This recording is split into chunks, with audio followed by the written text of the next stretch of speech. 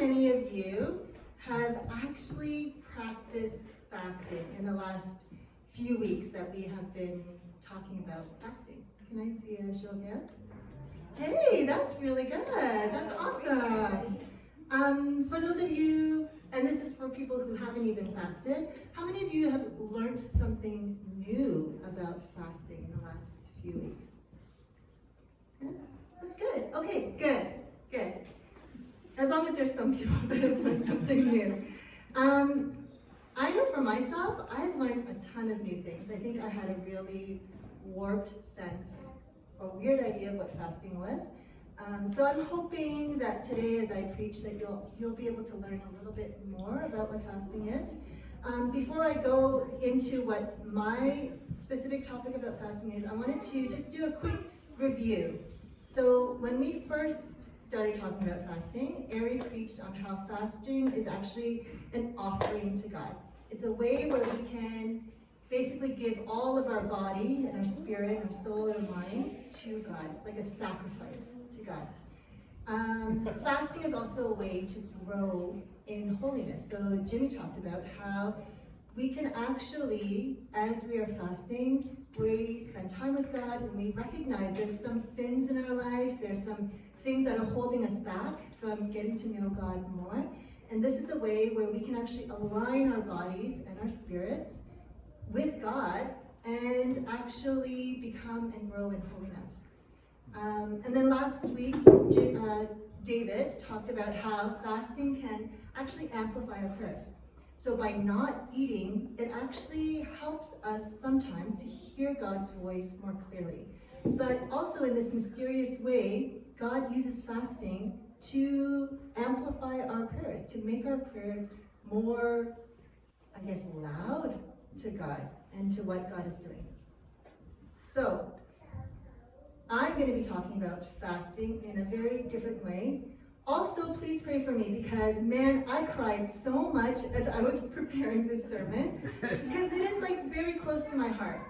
So, oh my gosh, I'm already feeling the tears rise up. So please, I know Brian is going to count how many times I've broken up. He'll tell me later. Okay, so one of the things that I learned about fasting in this sermon series is really how little I know about fasting. And the things that I do know about fasting actually are kind of wrong. And so I don't know if there are some of you like Cam, who's been here for 17 years, who know of a time when our church actually fasted every year. Right at the beginning of the year, we would do like corporate 40-day fast, 21-day fast all together. And it's not like we would actually fast, like an individual would fast for 40 days, although we did have one person who fasted for 40 days. But we would like take, a couple of weeks here or 1 week here or there, and we would fast corporately. And I had this love-hate relationship with fasting. I love the fact that we were doing it together. And that together we were like doing something for God. And I love that it was kind of like trying to push our bodies to the limits, like seeing how much are we willing to sacrifice for God. And I don't know if that's like the best mindset to have in terms of fasting. Also, the reason I hated it was because it was really, really hard. I think the longest I fasted within like those several years that we fasted corporately was maybe a week or two. But I cheated throughout the whole thing. Like literally, like once a day, put a bit of chips into my mouth or something, because I just couldn't handle the impulse. And I remember one time we actually, this is how we should have known that there was something wrong in the way that we were thinking about fasting, is that we went to White Spot together as like a church group. And some of us were fasting, some of us were not. The people who were fasting ordered blueberry milkshake. I remember this. And every time they sucked up a blueberry, they would spit it out. But it was okay to drink the liquid part. Like that's kind of how we modified fasting and like made it for ourselves, right? So yeah, I don't really know. I think we were trying to learn about fasting, trying to do it together. We were trying to honor God, but I don't really think we understood what fasting was for and why we were doing it. And I think for me, I felt like fasting was just like this way where we like showed God how serious we are about what we're fasting for.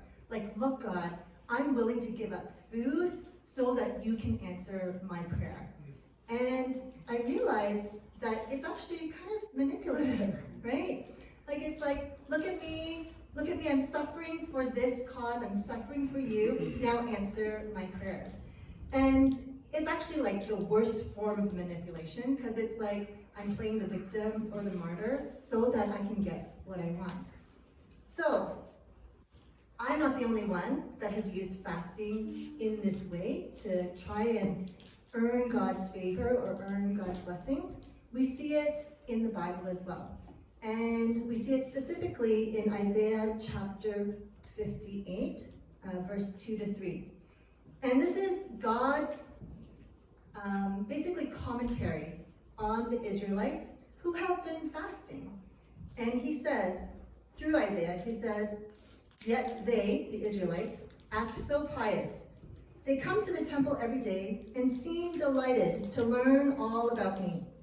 They act like a righteous nation that would never abandon the laws of its God. They ask me to take action on their behalf, pretending that they want to be near me.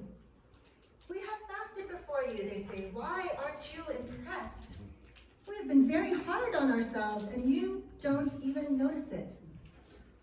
Does anyone feel a stab in their heart as they read these verses and think about the ways that we have sometimes manipulated God into giving us what we want by somehow like showing him how holy or how much we're giving up for him? So these past weeks, as I've been relearning about fasting and really having my mind renewed about fasting, I really feel excited to share this new way of fasting, or this new aspect of fasting that I never really thought about.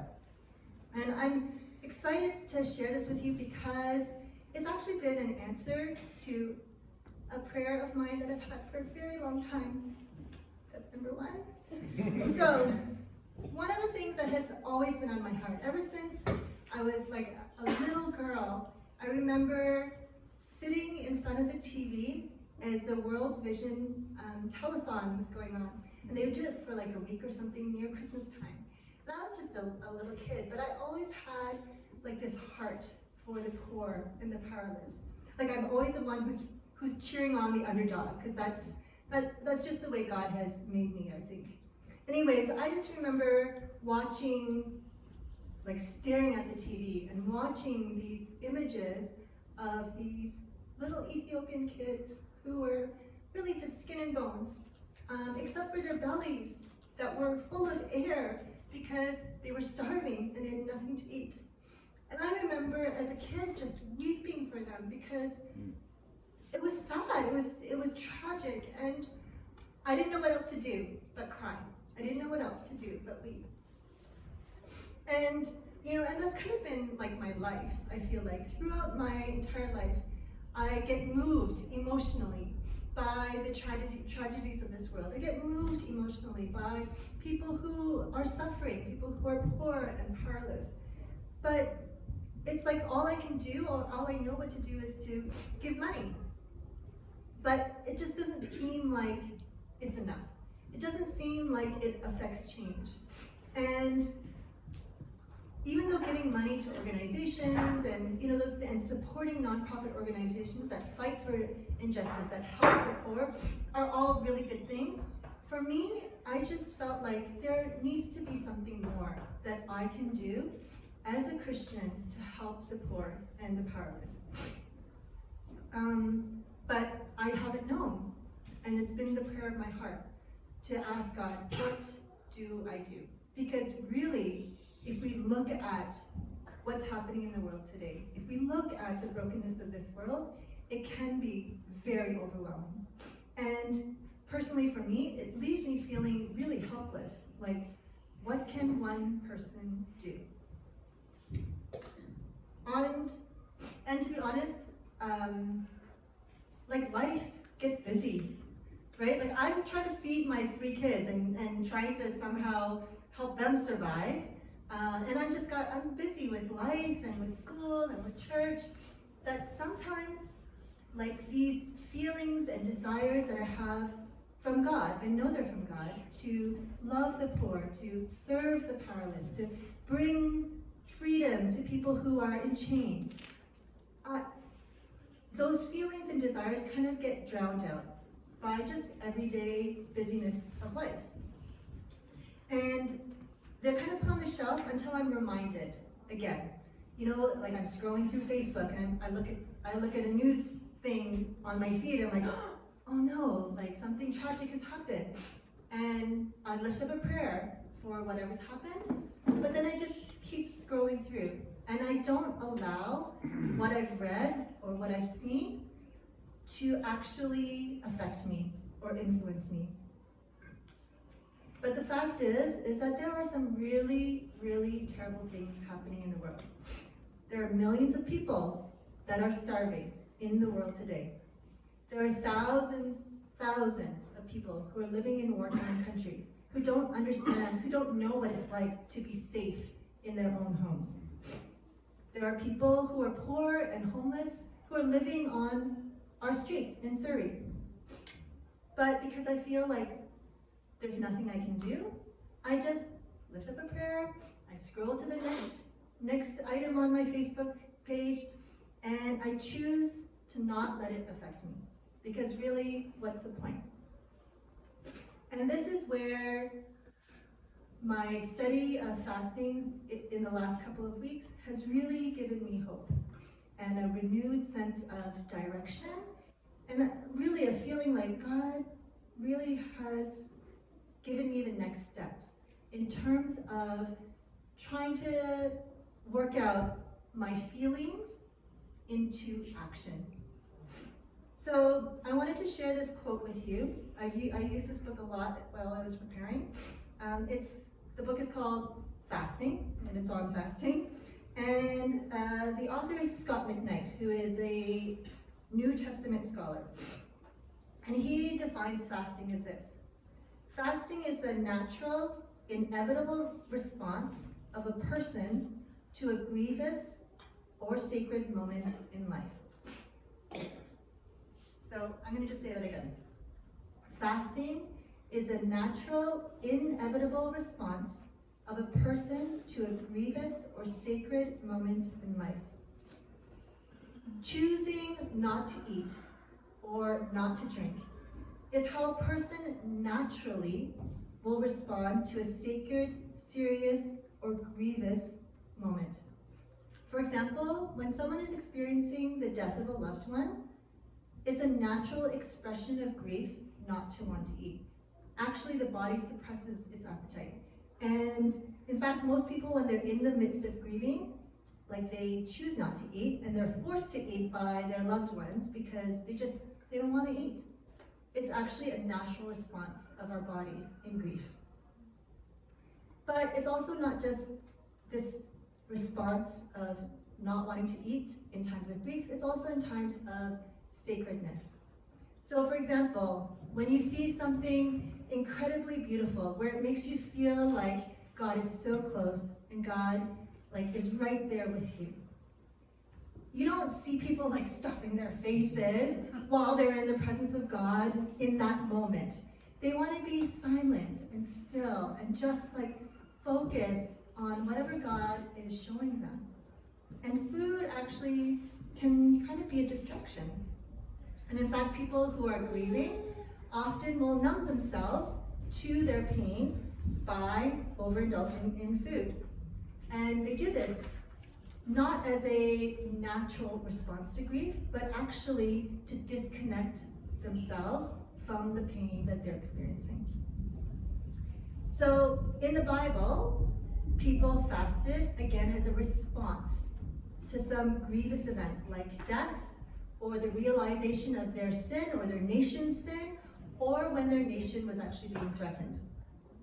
And those who fasted in response to these events actually received answers to their prayers. God answered them and he saved them or he delivered them from something. But if we fast just to get God to answer our prayers, we're doing what? We're manipulating God. We're saying, look at us, we're doing this, answer our prayers. And it actually leads to a very confused way of fasting, and like kind of an impure way of fasting. Fasting is not a manipulative tool that will guarantee results, at least not the results that we are hoping for or expecting. The focus of fasting is not, if you fast, you will get A. But actually, for people of God, we should be thinking, when this happens, when this situation happens, God's people fast.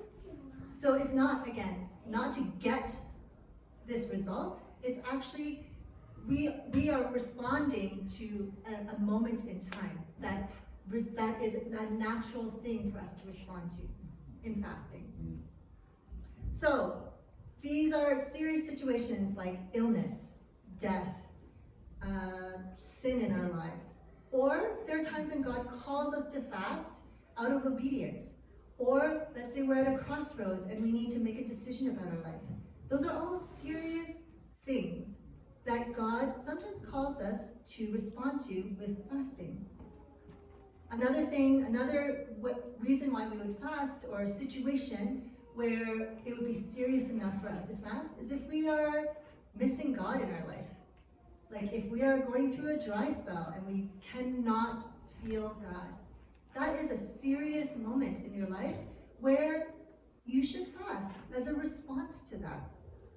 Not to get more of God, but actually just because it sucks that God is not there. And so we grieve and we fast. What I wanted to focus on, in terms of the moment, the serious moment, was the fact that our world and our surroundings are actually full of poverty, oppression, and injustice. Fasting is, and actually should be, a natural response to the extreme brokenness in our world. And I'm going to go through 3 things that will help you understand why fasting is actually the most appropriate response to what's going on in the world today. So the first is, fasting is an embodied way. So it's a way where we can align our bodies to our spirits and actually be integrous in terms of how we are feeling with what we're manifesting in our body. It's a way to grieve with God over the brokenness of the world. So I'm studying the Old Testament prophets right now for class. And the one thing that keeps popping up is how these prophets were so connected to God that they felt everything that God felt. Like, it's not like, oh, I think God is feeling this. They actually experienced anger. They experienced joy. They experienced God's love. And so these prophets felt not just God's incredible love, but they loved the people of Israel. They didn't just experience God's anger towards the Israelites' rebellion. They felt anger and wrath towards these Israelites themselves.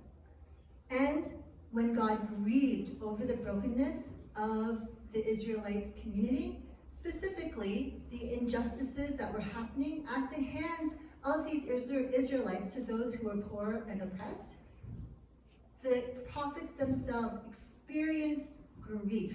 They experienced sadness. And this is because they were so connected and aligned to God. So, as I mentioned, fasting is a natural response or natural expression of grief. And in our pain, who likes to grieve? Anyone? Anyone like to feel pain and sadness? No, right? No. We live in a very pain-avoidant culture. We either deny that something has been hurting us, or we ignore it, or we gloss over it. Or we use our bodies to escape pain, right? We eat buckets of ice cream if, I don't know, a boyfriend has dumped us. Or we binge on Netflix and YouTube to kind of forget that anything bad is happening in our world. Or for some people, they drink excessively because it's a great way to forget that anything painful is happening in your life. Or there's some of us actually who work and work and work. And we busy ourselves so that we are so busy that we don't think about how sad we actually are. And as a culture, we've actually normalized this response to grief. We've actually said it's okay to do these things when you are grieving. But let's think about that for a moment. Is it really okay? Is it really okay for us to avoid these negative emotions that are there as a natural response to something awful that is happening either in the world or in our life? In the Bible, people were not afraid to grieve and mourn. Like, they went all out when bad things were happening to them. They tore their clothes, they wore sackcloth, they didn't bathe, they didn't wear perfume, they would pour dirt over their heads, they sat on heaps of ash, which I don't really understand, but that's what they did when they grieved, and they fasted. It was a very holistic way of grieving. It wasn't just kept inside I'm sad, but I'm okay on the outside. No, they showed that they were grieving and that they were mourning. And maybe this is actually a healthy way to experience grief. Maybe this is a healthy way to mourn. So fasting is a way that we can actually use our bodies, not as a way to distract ourselves from the pain or numb ourselves from the sadness, but as a way to embody the pain and actually really lean into it. Our hunger and that feeling I'm really uncomfortable right now because I'm hungry is an expression of the fact that we're actually not okay, that things are not comfortable right now. And we do this not because we love to experience pain and sadness. We do this because it is the only appropriate godly response to the brokenness of the world. And as we grow to become more and more like Jesus, as we become more aligned with God's heart, it's natural to experience heartache and heartbreak over the things that are happening in this world. And fasting is a way where we can connect all of who we are, body and soul, with God's heart. Secondly, fasting is an expression of yearning and hoping for heaven to come to earth. One day, it says in Revelation, God will make his home amongst us. He will dwell with us, and we will dwell with him. And he will wipe every tear from our eyes. There will be no more death, no more sorrow, no crying, no pain. One day, we will experience that, and we will never have to fast again. It'll be constant feasting. And this will happen forever, for eternity. And so fasting can actually be a way where we are showing that we long for that time, where we recognize, oh, there is something lacking in my body. I'm hungry. And it's a way of saying I'm hungry for God to come, for the kingdom to come, for heaven to be on earth and manifest itself on earth. It's a way where we show God, hey, and show other people actually, that we are hoping for more. And that this is actually not enough. This world is not enough. So early Christians fasted because they longed for Christ to return to establish the kingdom of God. Their fasting was actually a personal embodiment of hope. And fasting is not just like a way to grieve or a response to the absence of Jesus, but it's a recognition that Jesus is going to come back. It's a longing and a yearning to be like, I know that fasting is just temporary because God will come and return. One of the quotes that kind of helped me understand this idea of fasting as embodying hope is this one here. Fasting is one of the ways the servants of Jesus keep themselves alert in this future-oriented waiting until the bridegroom returns. You could say it's like the quiet humming or whistling of a choir member earlier in the day of a concert. Or it's like a mother and father cleaning the house and making up the beds in anticipation of the kids coming home at Thanksgiving or Christmas. It's like standing in the airport terminal or train station, waiting for your loved one to appear. The long-awaited event is not here yet, but it will come with certainty. And this is necessary preparation. In each case, the energy is upbeat, forward-looking, and marked by the quiet joy of anticipation. So this aspect of fasting is not like the sad, grievous aspect of fasting. It's kind of like the other side of the coin, where we yearn and we long for heaven to manifest itself on earth. And we know that it's coming. There will be a time when justice and peace and love will prevail. While we live in this time of the now and not yet, where Jesus has done his work on the cross, but his work is not completely finished in terms of the kingdom coming fully onto earth, we have to live in this tension of fasting and feasting. So Christ has come, Scott McKnight says, so we can feast. But Christ is yet to come, and that is why we should fast. Lastly, fasting is our way to stand with the poor and the powerless. So I want to read again from Isaiah 58, and this time from verses 3 to 7.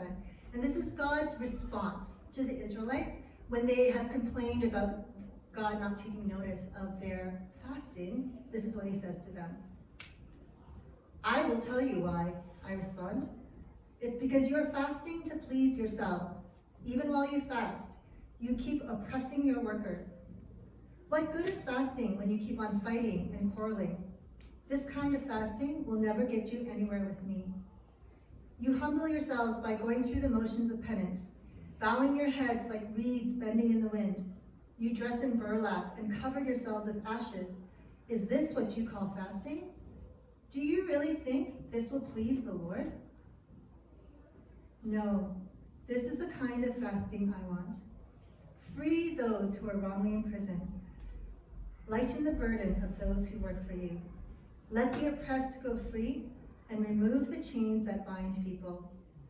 Share your food with the hungry and give shelter to the homeless. Give clothes to those who need them, and do not hide from relatives who need your help. So, what is God saying to these Israelites who think that their fasting and their rituals of worship are somehow going to earn God's attention, somehow going to earn God's blessing or favor? He says, hey, this is not about you. What is the point of fasting and doing all this religious stuff? What is the point of coming to Sunday services and worshiping and putting up your hands if it's all about you and your relationship with me, and it's not including your relationship with others? Obviously, you're not thinking about anyone else because you continue to oppress those who work for you. You continue to quarrel and fight with those around you, even while you're fasting. You're completely ignoring my heart for the most poor and the least powerful. This is the kind of fasting I'm looking for. Fasting that is about undoing injustice, releasing and giving freedom to those who are oppressed and powerless, feeding the hungry, taking care of those who are homeless, and helping your family members who need help. Fasting cannot just be about you and God. And I know sometimes that's how it feels, like I'm fasting and I'm communing with God and it feels so good. But it cannot just stop at that. Fasting has to include loving your neighbors. And if you're not doing that as you're fasting, you're not really fasting. You cannot just abstain from food and pass by the needs of others on your way to God. true and genuine fasting actually has to bring us into not only greater communion with God, but greater communion with others and the world. Therefore, fasting is a way that we can actually stand with the world. Stand specifically with the poor and the powerless in this world. And we can do this in several ways, practically. First, when you fast, you feel hungry, right? We experience hunger, and very rarely, I would say, in this Northwestern culture, do we actually ever feel really, really hungry. But when we fast, we feel hungry. When I fasted these last few weeks, even though it was just like a day at a time, and I had a day in between to like eat up and then took another day of fasting, every day, probably around like 4 or 3, I would start to get really cold. I would start to feel weak. My hunger would just like, that's all I could think about. My stomach would start growling. And it made me realize there are millions of people who experience like 10 times more than what I've experienced in terms of hunger. People are out there in this world, our brothers and sisters, who are experiencing hunger and weakness and coldness and confusion, like they can't think properly. Because they're hungry, they haven't eaten, they're starving.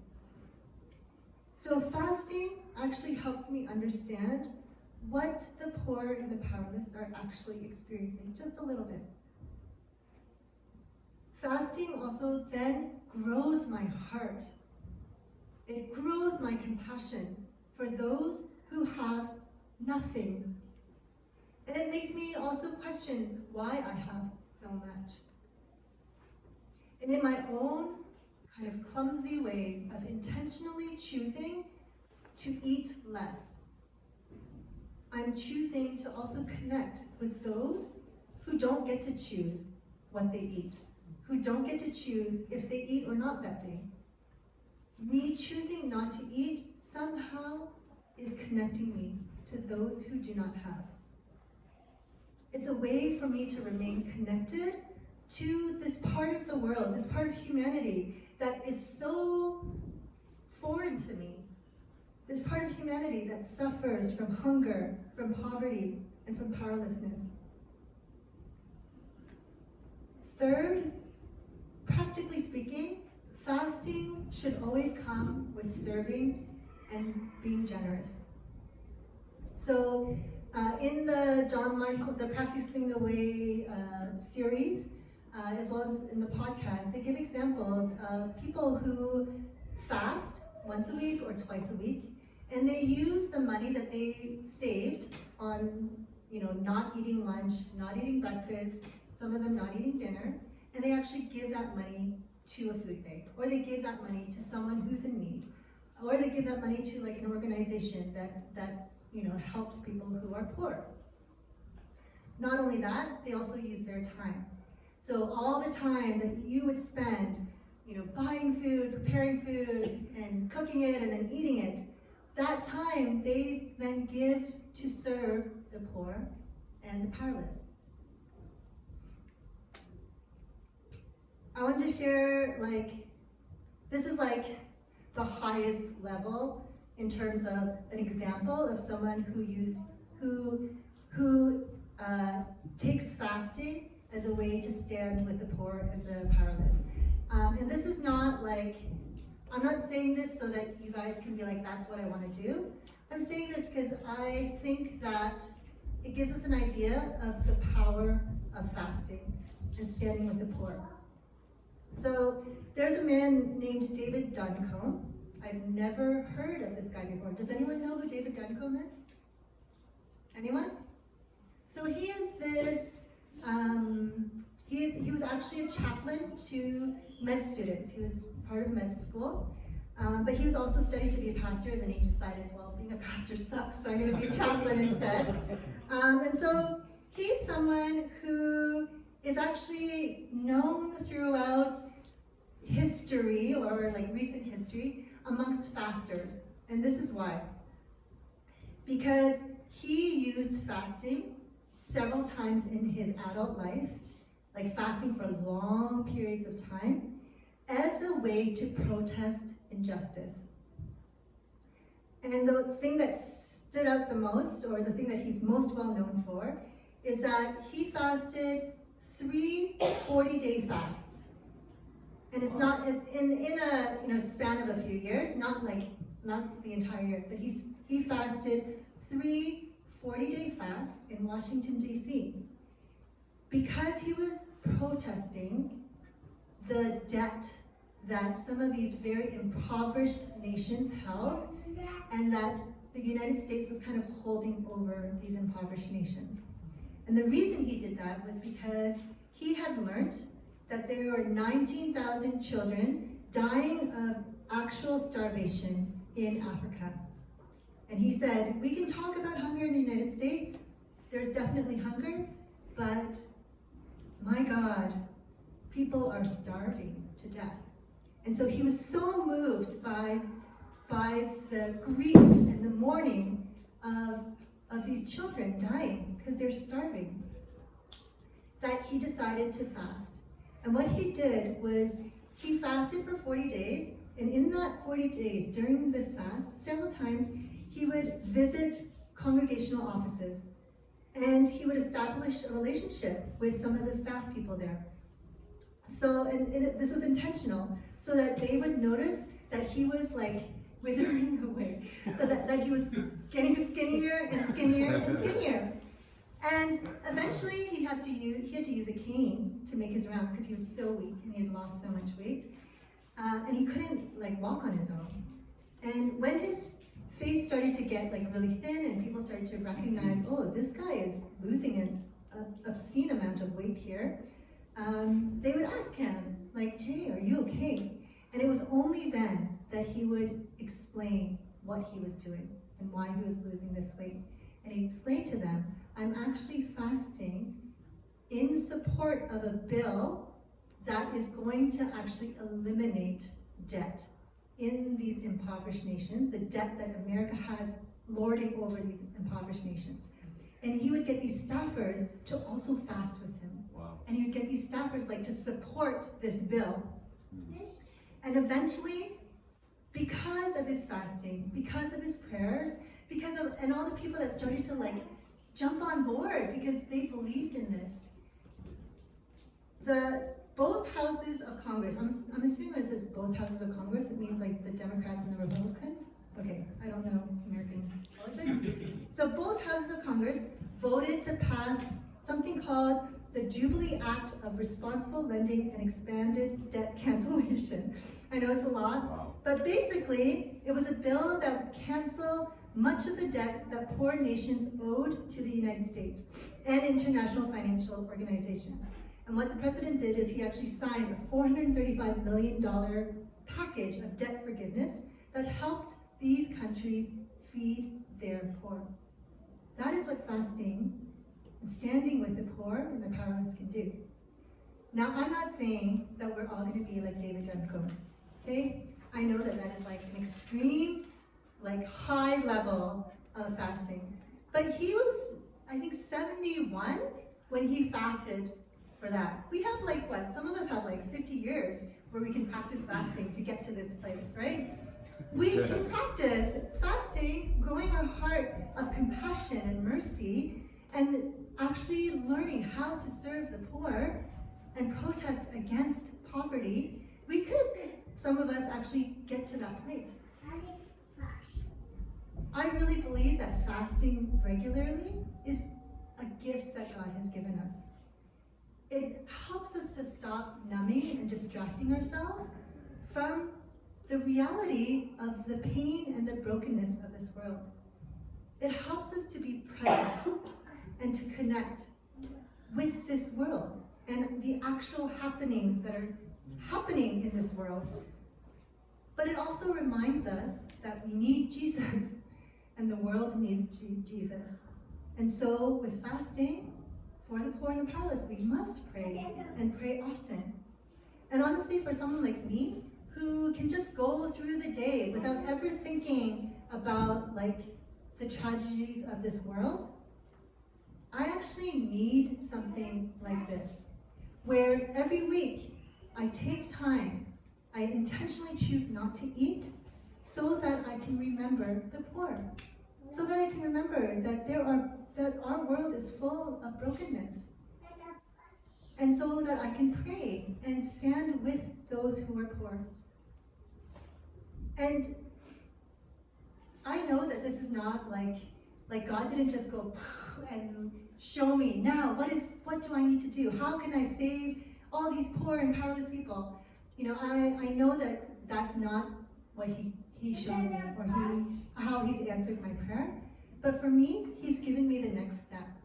And I really believe that if we can fast on a regular basis, and we keep in mind the poor and the powerless, especially for those of us who are naturally inclined to have mercy and compassion on those who are poor and powerless, I really believe that God will show us, as we do this on a regular basis, what is our next step? Who are we to serve specifically? What is our calling when it comes to serving the poor and the powerless? So, some of my,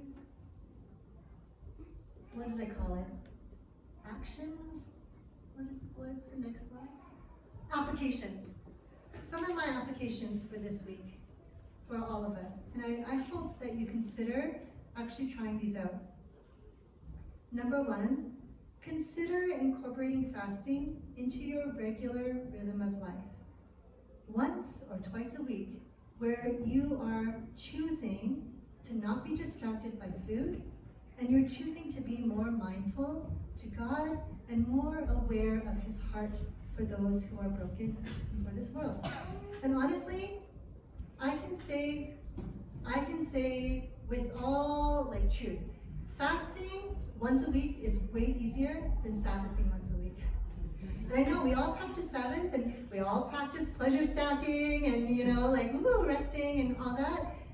But fasting is way easier, because I found Sabbath really hard in terms of scheduling it and then getting all the stuff done so that we could spend a day resting.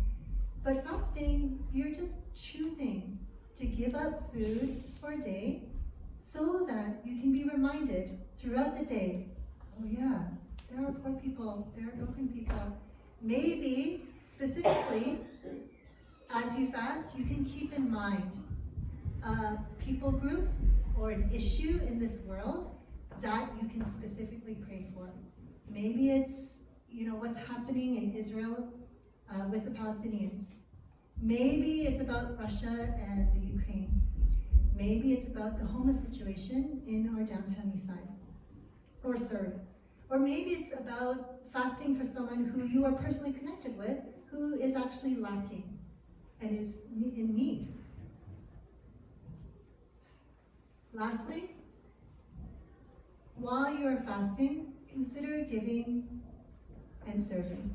Give of your money and serve of your time. We cannot love God without loving one another. But one another is not just this nice little, group of people. Loving one another is actually loving the poor, loving the powerless. That's God's heart. It's always been God's heart. So, God was not done with the Israelites. He didn't just be okay, you suck at fasting, this is why you're not fasting properly. But he gives them hope, and he gives them a promise. So I'm going to end with that. Isaiah 58, 9-11 says this: Remove the heavy yoke of oppression. Stop pointing your finger and spreading vicious rumors. Feed the hungry and help those in trouble. Then your light will shine out from the darkness, and the darkness around you will be as bright as noon. The Lord will guide you continually, giving you water when you are dry and restoring your strength. You will be like a well-watered garden, like an ever-flowing spring. Some of you will rebuild the deserted ruins of your cities. Then you will be known as a rebuilder of walls and a restorer of homes. Let's claim this promise for ourselves. Amen? As we fast and grieve with God, as we hope with God, as we stand with those who are poor and powerless. Let's hold on to this promise that one day, as we practice this spiritual discipline of fasting, one day our light will shine forth. One day God will use us to restore justice and freedom and peace to this world, that we will be known as rebuilders of walls and restorers of homes. Amen? Okay, so now we're going to go on to communion. So it might be a little weird that we're moving from fasting to then like eating and eating of the Lord's body and drinking of the Lord's blood. But this actually, and I read about this, is actually an early Christian custom, is that people would actually fast before the Lord's Supper, and they would break their fast through the Lord's Supper. And now we don't have like this big love feast when it comes to communion. We have bread and wine. But hopefully, in some ways, we're kind of enacting history. We're breaking fasting, or at least we're breaking our fasting sermon series with communion, with the Lord's body and the Lord's blood.